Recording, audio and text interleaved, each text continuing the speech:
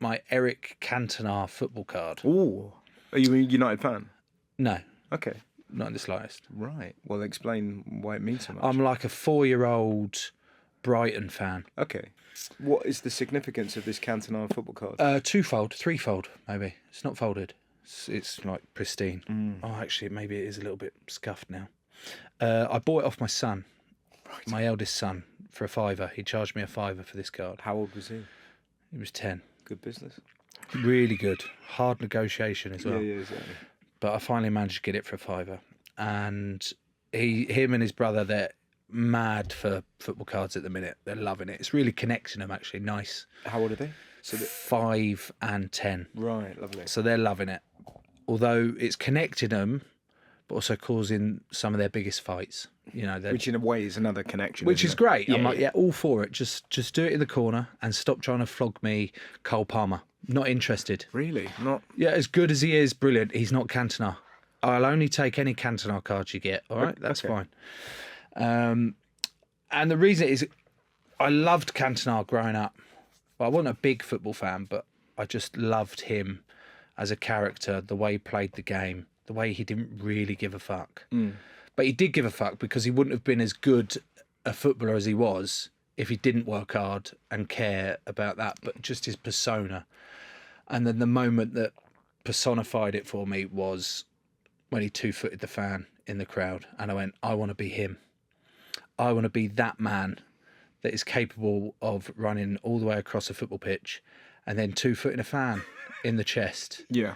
Now, I had a bit of a weird upbringing, Yeah. but that really, he epitomised what I wanted to be. What was it about that you wanted to have this sort of courage to fight back? What is it? I think maybe it was because that moment made him sort of real, Okay. made him more He's human. like a flawed hero. Yeah, it made him more Yeah. human. Like, actually, he's an incredible footballer. But in that moment, he snapped like anyone else can So it's a bit like Zidane, similar thing with the headbutt. with the headbutt. And I think I'm probably butchering this quote, but he afterwards they said, "Why do you do this?" And he said, "You all think I'm God, but I'm not God." And he kind of left it at that. And again, French footballers just have that way of, it's a bit like Cantona and the fisherman and what? Can you find that quote? The seagulls follow the trawler because they believe it will drop fish. That's it. So what was it like as a fellow sportsman? I guess you just liked his authenticity.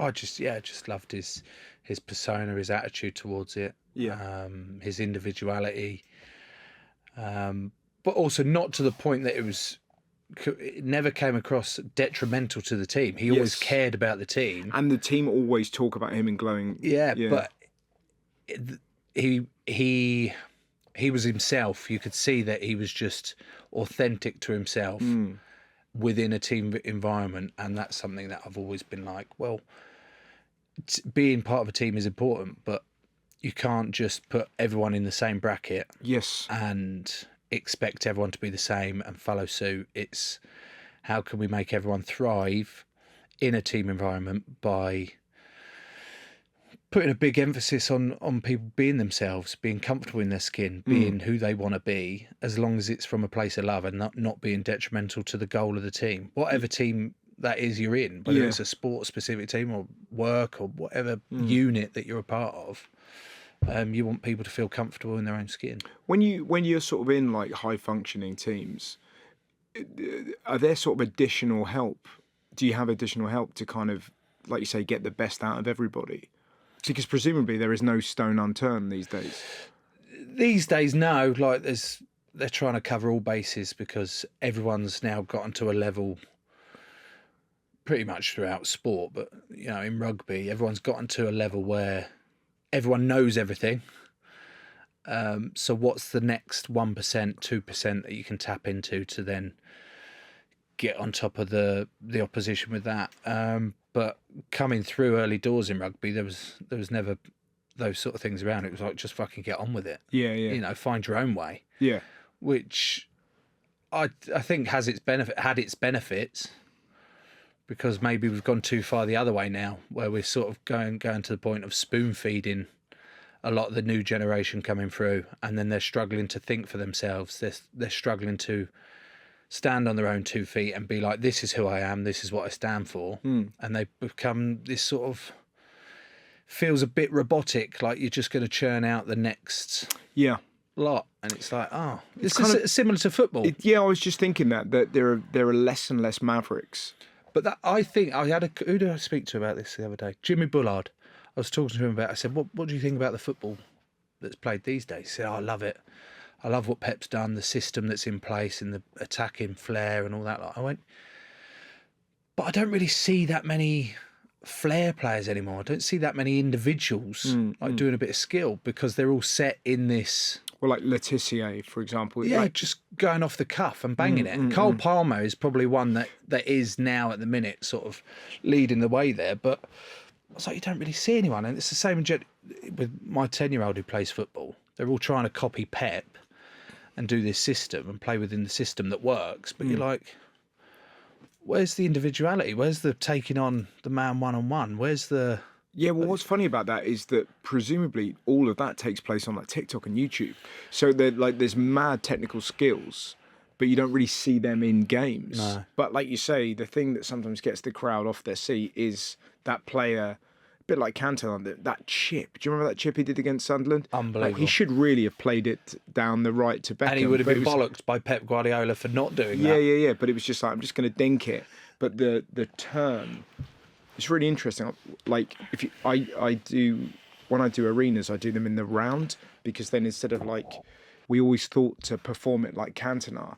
So you do that kind of slow kind of turn at the crowd. So whenever I did an arena, I was thinking Cantona post that goal against Sunderland. At any point in any of your arena tours, did you consider Kicking taking it to somebody. the next level and 2-footing someone in the face? No, it's Because interesting. with that round, surely it would have made it easier as well. Yeah, you know, you've it got a would- bigger selection. It would have done.